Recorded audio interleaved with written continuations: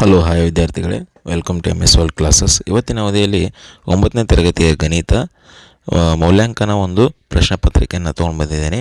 So ಈ ಪ್ರಶ್ನೆ ಪತ್ರಿಕೆ ಹೇಗಿರುತ್ತೆ ವಿದ್ಯಾರ್ಥಿಗಳೇ, ಯಾವ ರೀತಿ ಕ್ವಶನ್ಸ್ಗಳು ಬರ್ತವೆ ಪ್ರತಿ ಪಾಠದಿಂದ ಒಂದೊಂದಾಗಿ ಡಿಸ್ಕಷನ್ ಮಾಡೋಣ. ಸೊ ನೋಡೋಣ ಈ ಪಾಠನಲ್ಲಿ ಈ ಕ್ವಶನ್ ಪೇಪರ್ನಲ್ಲಿ ಏನೇನಿದೆ, ಆಮೇಲೆ ಆನ್ಸರ್ಸ್ಗಳನ್ನು ಯಾವ ರೀತಿ ಬಿಡಿಸಬೇಕು ಅನ್ನೋದನ್ನು ಒಂದೊಂದಾಗಿ ಡಿಸ್ಕಷನ್ ಮಾಡೋಣ. ಸೊ ವಿದ್ಯಾರ್ಥಿಗಳು ಏನು ನೋಡ್ತಾ ಇದ್ದೀರಾ ನೀವು, ಇದು ಮುಖಪುಟ ಆಗಿರುತ್ತೆ ಪ್ರಶ್ನೆ ಪತ್ರಿಕೆ. ಇದರಲ್ಲಿ ಎಲ್ಲ ಡೀಟೇಲ್ಸ್ಗಳನ್ನು ಕೊಟ್ಟಿರ್ತಾರೆ. ವಿದ್ಯಾರ್ಥಿ ಹೆಸರು, SATS ನಂಬರ, ವಿದ್ಯಾರ್ಥಿ ಸಹಿ, ಶಾಲಾ ಡ್ಯಾಶ್ ಕೋಡ್ ಅಂತ ಹೇಳಿ, ಶಾಲೆ ಹೆಸರು, ಕ್ಲಸ್ಟರ್ ಅಂತ ಹೇಳಿ ಎಲ್ಲ ಕೊಟ್ಟಿರ್ತಾರೆ. ನಿಮ್ಗೆ ಇದರ ಬಗ್ಗೆ ಎಲ್ಲ ಮಾಹಿತಿಯಲ್ಲಿ ಪರೀಕ್ಷೆ ನಡೆದಾಗ ಹೇಳ್ತಾರೆ. ಸೊ ಇದು ಏನೇನು ಕಾಣ್ತಾ ಇದೆ, ನಂಬರ್ಸ್ಗಳನ್ನು ಹಾಕಿದ್ದಾರೆ, ನೀವು ಯಾವ್ಯಾವ ಪ್ರಶ್ನೆಗೆ ಎಷ್ಟೆಷ್ಟು ಅಂಕಗಳನ್ನು ಪಡೆದುಕೊಂಡಿದ್ದಾರೆ ಅನ್ನೋದನ್ನು ಇದು ಹೇಳಿಕೊಡುತ್ತದೆ. ಒಟ್ಟು ಅಂಕಗಳು ಮೌಲ್ಯಮಾಪಕರು ಸರಿಯಾಗಿರುತ್ತೆ. ಸೊ ಯಾವ ರೀತಿ ಪ್ರಶ್ನೆಗಳಿವೆ ಅನ್ನೋದನ್ನು ಒಂದೊಂದು ಡಿಸ್ಕಷನ್ ಮಾಡ್ತಾ ಹೋಗೋಣ ಮತ್ತು ಅದರ ಆನ್ಸರ್ಸ್ಗಳನ್ನು ನೋಡ್ತಾ ಹೋಗೋಣ. ಮುಖ್ಯ ಪ್ರಶ್ನೆ 1. ಕೆಳಗಿನ ಪ್ರಶ್ನೆಗಳಿಗೆ ಅಪೂರ್ಣ ಹೇಳಿಕೆ 4 ಪರ್ಯಾಯಗಳನ್ನು ನೀಡಲಾಗಿದೆ. ಅವುಗಳ ಅತ್ಯಂತ ಸೂಕ್ತವಾದ ಆರಿಸಿ ಕ್ರಮಾಕ್ಷರದೊಡನೆ ಬರೆಯಿರಿ ಅಂತ ಹೇಳಿದ್ದಾರೆ. 4 ಘಾತ 3 2 ಬೆಲೆ ಎಷ್ಟು ಅಂತ ಕೇಳಿದ್ದಾರೆ. ಸೊ ಇದರ ಆಪ್ಷನ್ ಏನಾಗುತ್ತೆ ವಿದ್ಯಾರ್ಥಿಗಳು, ಎ ಆಗುತ್ತೆ. ಅದರ ಬಾಜುಗೆ ನಾನು ಬಿಡಿಸಿದ್ದೀನಿ. 4 2 ಘಾತ 2 ಬರೋದು, 3/2 2 ಕ್ಯಾನ್ಸಲ್ ಆಗಿ 2 ಘಾತ 3 ಉಳಿಯುತ್ತೆ. 2 ಘಾತ 3 ಅಂದರೆ ಎಷ್ಟಾಗುತ್ತೆ, 8 ಆಗುತ್ತೆ. ಕೊಟ್ಟಿರುವ ಚಿತ್ರದಲ್ಲಿ ಎಕ್ಸದ ಬೆಲೆ ಕೇಳಿದ್ದಾರೆ. ಸೊ ಇಲ್ಲಿ ಎಕ್ಸ್ ಪ್ಲಸ್ ಎಷ್ಟಾಗುತ್ತೆ ವಿದ್ಯಾರ್ಥಿಗಳೇ, 60 ಆಗುತ್ತೆ. 180, ಯಾಕಂದರೆ ಅನುಕ್ರಮ ಕೋನಗಳ ಮೊತ್ತ ಎಷ್ಟಾಗಿರುತ್ತೆ, 180 ಆಗಿರುತ್ತೆ. ಸೊ ಪ್ಲಸ್ 60 ಈ ಕಡೆ ಕಳಿಸಿದ್ರೆ ಮೈನಸ್ 60 ಆಗುತ್ತೆ, ಉಳಿಯುತ್ತೆ ಅಷ್ಟೇ 120. ಈಗ ಆಪ್ಷನ್ ಯಾವುದು ಬರುತ್ತೆ, ಸಿ ಆಪ್ಷನ್ ಬರುತ್ತೆ. ಸೊ ಮುಂದಿನ ಹೋಗೋಣ. ಬಹುಪದೋಕ್ತಿ P of X 3x² - 2ರಲ್ಲಿ P of 1 ಬೆಲೆ ಅಂತ ಕೇಳಿದ್ದಾರೆ. ಎಲ್ಲೆಲ್ಲಿ ಎಕ್ಸ್ ಇದೆ ಅಲ್ಲಿ 1 ತುಂಬಬೇಕು. 3 ಗುಣಾಕಾರ 1² - 2, 3 1ರವರೆಗೆ 1, 3 ಅಂದಲೇ 3, 3 2 ಕಳೆದ್ರೆ 1 ಉಳಿಯುತ್ತೆ. ಹಾಗಾಗಿ ಆಪ್ಷನ್ ಏನಾಗುತ್ತೆ, ಬಿ ಆಗುತ್ತೆ. ಕೆಳಗಿನ ಒಳ್ಳೆಯ ಸಮೀಕರಣ x + 2y ಆದರೆ 2y = 1 ಪರಿಹಾರ ಅಂತ ಕೇಳಿದ್ದಾರೆ. ಇದರ ಅರ್ಥ ಯಾವುದರಲ್ಲಿ 4 ಬೆಲೆಗಳಲ್ಲಿ ಈ ಎಕ್ಸ್ ಮತ್ತು ವೈದಲ್ಲಿ ತುಂಬಿದಾಗ ಉತ್ತರ 6 ಬರುತ್ತೆ. ಹೀಗಾಗಿ ಆಪ್ಷನ್ ಯಾವುದಾಗುತ್ತೆ, ಡಿ ಆಗುತ್ತೆ. ಸೊ ಮುಂದಿನ ಪ್ರಶ್ನೆ, ಎಂ ಬಿಂದು ಎಕ್ಸ್ ಅಕ್ಷದ ಮೇಲಿದ್ದರೆ ಅದರ ನಿರ್ದೇಶಾಂಕ ಅಂತ ಕೇಳಿದ್ದಾರೆ. ಎಕ್ಸ್ ಅಕ್ಷದ ಮೇಲೆ ಇದ್ದಾಗ y 0 ಆಗಿರುತ್ತೆ, y ಅಕ್ಷದ ಮೇಲೆ ಇದ್ದಾಗ x 0 ಆಗಿರುತ್ತೆ. ಸೊ ಈ ಸಿ ಆಪ್ಷನ್ ಬರುತ್ತೆ. ಒಂದು ಆಟದ ಗೆಲ್ಲುವ ಸಂಭವನೀಯತೆ 0.86 ಆದರೆ ಆಟ ಗೆಲ್ಲದಿರೋ ಸಂಭವನೀಯತೆ ಎಷ್ಟು ಅಂತ ಕೇಳಿದ್ದಾರೆ. ಸೊ ಒಂದರಲ್ಲಿ ಏನು ಮಾಡಬೇಕು, 86ನ್ನು 0.86ನ್ನು ಕಳೆದರೆ 0.14 ಉಳಿಯುತ್ತೆ. ಹೀಗಾಗಿ ಆಪ್ಷನ್ ಎ ಬರುತ್ತೆ. ಮುಂದಿನ ಪ್ರಶ್ನೆ 7ನೇದು, ಕೊಟ್ಟಿರುವ ಚಿತ್ರದಲ್ಲಿ ABC ವಿಸ್ತೀರ್ಣ ಎಷ್ಟು ಕೇಳಿದ್ದಾರೆ. ಸೊ ಇದು ABC ಲಂಬ ತ್ರಿಭುಜ ಆಗಿದೆ, ಲಂಬಕೋನ ತ್ರಿಭುಜ ಆಗಿದೆ. ಹೀಗಾಗಿ 1/2 ಪಾದ 5 ಆಗುತ್ತೆ, ಎತ್ತರ 12 ಆಗುತ್ತೆ. 2 1 2 6 5 30 ಸೆಂಟಿಮೀಟರ್ ಸ್ಕ್ವೇರ್ ಆಗುತ್ತೆ. ಹೀಗಾಗಿ ಆಪ್ಷನ್ ಡಿ ಬರುತ್ತೆ.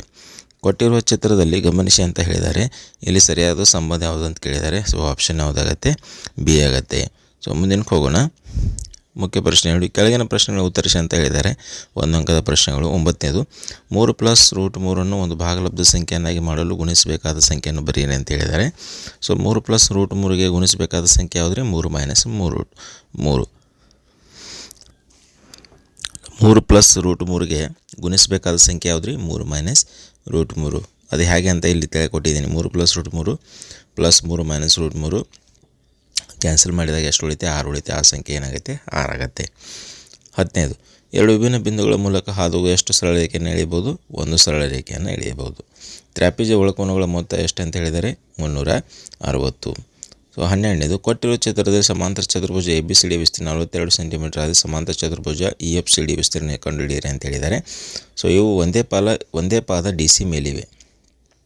ABCD ಮತ್ತು EFCD ರೀ ಒಂದೇ ಪಾದ ಮೇಲೆ ಇದ್ದಾಗ 2 ಸಮಾಂತರ ಚತುರ್ಭುಜಗಳ ವಿಸ್ತೀರ್ಣ ಒಂದೇ ಆಗಿರುತ್ತೆ. ಹೀಗಾಗಿ 42 ಸೆಂಟಿಮೀಟರ್ ಸ್ಕ್ವೇರೇ ಆಗುತ್ತೆ.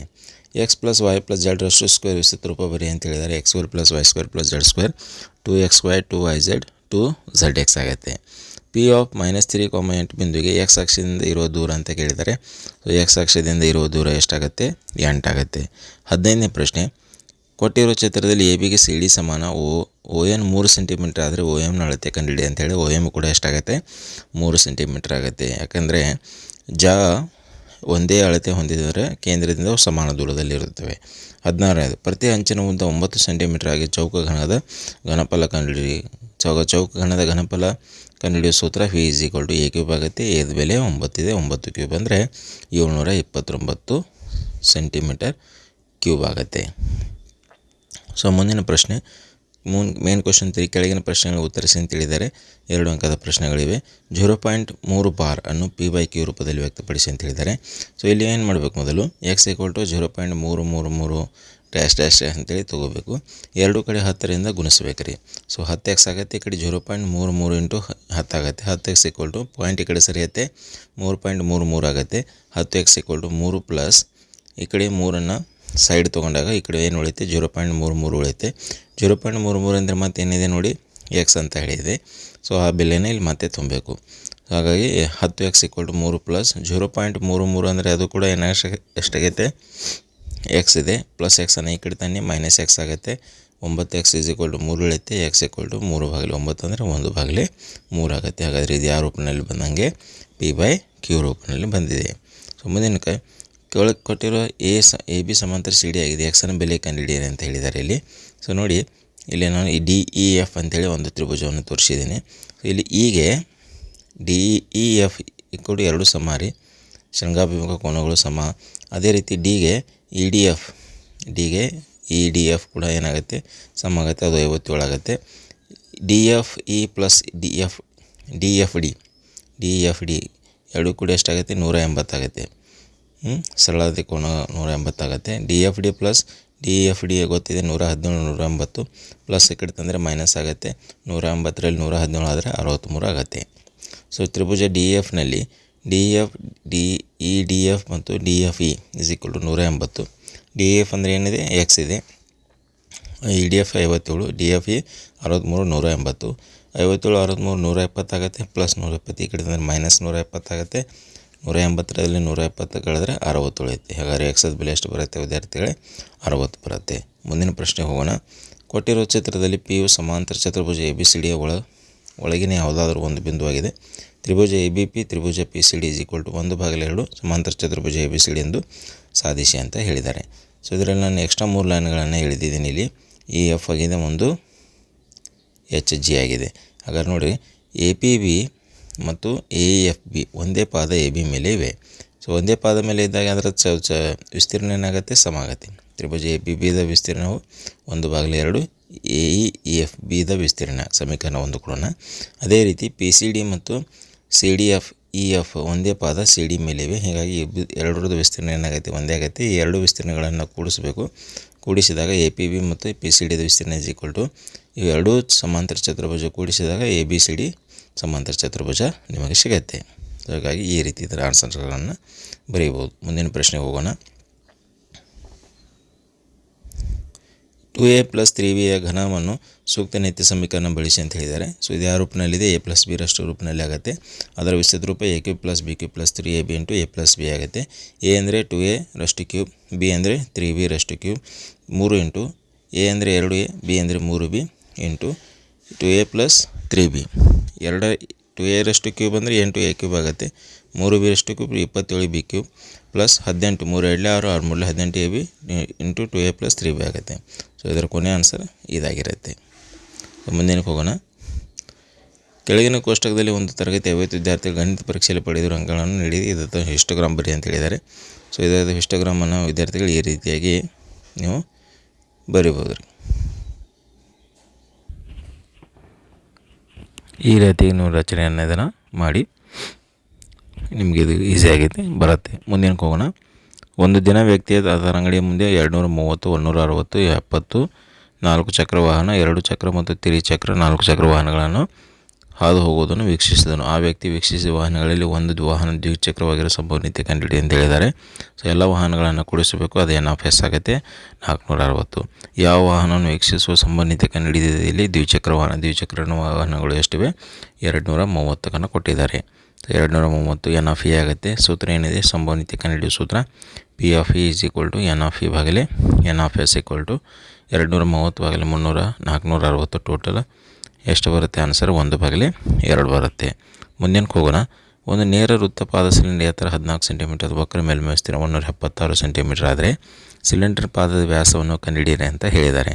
ಹಾಗಾದರೆ ಇಲ್ಲಿ ವಿದ್ಯಾರ್ಥಿಗಳು H ಅಂದರೆ ಎಷ್ಟು ಕೊಟ್ಟಿದ್ದಾರೆ? 14. ವಕ್ರ ಮೇಲ್ಮೈ ವಿಸ್ತೀರ್ಣ 176 ಸೆಂಟಿಮೀಟರ್ ಕೊಟ್ಟಿದ್ದಾರೆ.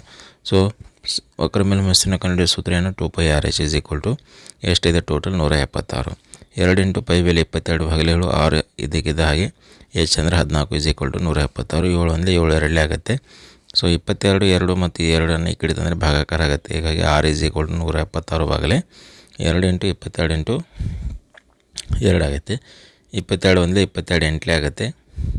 7 ಒಂದೇ 2 ನಾಲ್ಕಲೇ 7 ಒಂದೇ 2 ಎರಡಲೇ. ಹೀಗಾಗಿ 6 ಅಂದರೆ ಎಷ್ಟು ಬರುತ್ತೆ? 2 ಸೆಂಟಿಮೀಟರ್ ಬರುತ್ತೆ. ಸರ್ ವ್ಯಾಸ ಕಂಡುಹಿಡಿಯಕ್ಕೆ ಹೇಳಿದ್ದಾರೆ. ಹಾಗಾದರೆ ವ್ಯಾಸ ಎಷ್ಟು ಬರುತ್ತೆ? 4 ಸೆಂಟಿಮೀಟರ್ ಆಗುತ್ತೆ. ಸೊ ಮುಂದಿನ ಪ್ರಶ್ನೆ ಹೋಗೋಣ.